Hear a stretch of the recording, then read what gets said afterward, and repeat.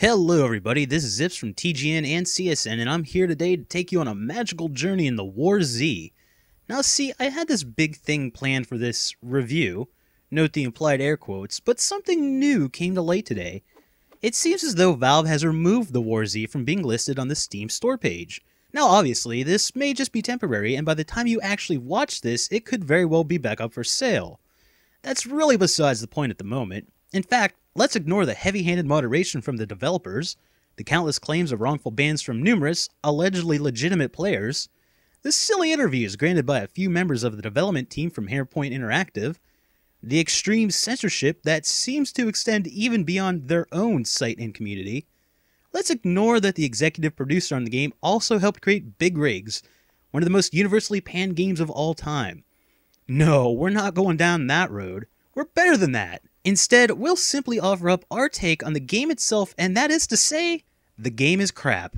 From the poor texture quality to the poorer animations, right on up to the rather lacking and sometimes out-of-place sound effects. Allegedly, this game was in development before the DayZ mod for Arma 2 was ever released. There doesn't seem to be much in the way of factual support of this claim, however. I mean, it may be a tad more correct when you think that the War Z is built off of War Inc., a free-to-play shooter released in the middle of 2011. Even then, the facts get a bit sketchy. What we ultimately have here is a very blatant attempt at a cash grab.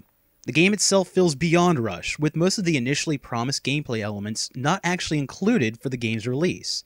Surely by now we've all heard how there was supposed to be more than one map at the game's release. We've also read how there could be up to 100 players per server, which would be great if it were true. As it is, the game was released with just one map and servers only support up to 50 players at most. Don't forget that it also said there was a way to gain experience points, which can then be spent on, quote, dozens of available skills. That bullet point was also removed shortly after the game's release. False advertising at its finest. Gameplay itself is never explained well while actually inside the game. Upon spawning, you're simply thrown into this world with a meager amount of supplies and a map. Players just entering into the genre of open-world survival will have absolutely no idea what they should be doing. That's a fundamental design flaw that absolutely needs to be addressed. I'm not talking about step-by-step hand-holding, but a small bit of direction for new players would go a long way to keeping them engaged in the game. When most players' first impressions consist of running around a sparse landscape and then dying, it won't take long for them to toss the game to the side for something far more enjoyable. Now, let's get on to the fact that the game has elements of pay-to-win. Sure, you've already paid for the game once, but now you get to pay more for some of the better items in the game. Oh, but don't worry too much, it's not exactly pay-to-win in the typical sense. No, see, once you die, those items you spent your real-world currency on are also gone for good. Brilliant. Honestly, what's the point of spending money on any of these microtransactions when the game is currently a hacker's playground? In the short period I spent playing prior to recording the footage for this, I was killed by hackers twice on 2 different servers. It may not sound too bad, simply find a new server and keep playing, right? Well, here's the thing about dying in the War Z. Initially, a death in a server meant that a character was out of commission for a period of 1 hour. There are additional character slots in which you can make a new character immediately and start fresh, so that's not too bad, right? You're going to be starting fresh anyway once the first character recovers, so there's no real net gain or loss here. Well, that 1 hour time has since turned into a 4-hour recovery time. But wait, you can spend more of your real-world money to get them back into the game faster. Yeah, I know. Hey, at least it isn't the 24-hour recovery time I heard was being tossed around. Though at this point, anything is possible. Just imagine not being able to play a game you already purchased for up to 24 hours because you don't want to spend additional cash to revive your characters. As it is right now, this is all a moot point since the entire skill tree system is not implemented in any capacity, meaning there is no real penalty for death until they implement this system and actually allow you to level up your favorite character. The weapons feel clumsy to use, and this is even assuming you can get your hands on one. The first-person animations are simplistic at best. Zombies lack personality. They aren't particularly menacing even when hunting together in packs, and they exhibit the same clunky run animations that human players display.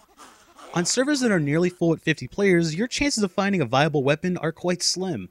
More often than not, you'll probably have to defend yourself with the flashlight you start out with, but good luck killing much of anything with that. Your best bet to finding a weapon is to try and find a server without many people in it. Stock up on weapons and supplies, and then join a server with more people in it. Yes, one good thing about this game is the fact that your characters, items, and stats all carry over between servers. Another positive that the game has going for it is the survival system. You must eat and drink in order to stay healthy. You must bandage yourself to stop yourself from bleeding, and take painkillers to try and gain back some of that precious health. Unlike in the DayZ mod, the WarZ does not take the survival aspect beyond eating, drinking, and bandaging. There is no heat mechanic, meaning you won't have to keep your temperature up at night. It feels as though the team wanted to streamline the already established DayZ experience, but ended up failing on almost every front. In the long run though, none of it really matters. Most of the time you'll be killed by another player long before a zombie kills you, and long before your meters for food and drink hit rock bottom. Upon death, there is really no indication as to what you need to do next. Here's a hint though, you have to hit escape and quit, create a new character, and then start things all over again. Enough public rage over the game has even prompted Valve to remove the game from being purchased through Steam, even going so far as to apologize. They say that sometimes mistakes can be made, and one was made this time in prematurely allowing the WarZ to be purchasable through Steam before the game was actually complete. To say that Valve holds no fault with this mess would be a lie, though most of the blame still lies with the game's developer, Hammerpoint Interactive. They made many false promises and delivered on only a fraction of them, but Valve should have exercised a bit more quality control prior to allowing this game to ever hit the Steam storefront. I can't, in good conscience, recommend this game to anybody. There are just so many factors working against the player that it would honestly take a ton of work to make this game into something fun and enjoyable. Even upon its re-release, whenever that may be, the amount of negative backlash from this first release is going to take a monumental effort to get past for most players. It's even gotten to the point where the executive producer for the game took to the official WarZ forums and essentially begged their players to raise their, at that point, 1.5 score at Metacritic to something more respectable. Obviously this backfired, and the average user rating has actually gone down to 1.1 out of 10. Right now, your best bet is to keep an eye on the standalone version of DayZ. While not too much is known about the DayZ standalone, players can get a small taste of what a proper open-world survival game should be by downloading the DayZ mod for Arma 2. Until such a time, steer clear of the WarZ and take what the game's developers say with a huge grain of salt. This has been Zips with Total Gaming Network and CS Nation. Thanks for watching, and we'll catch you next time.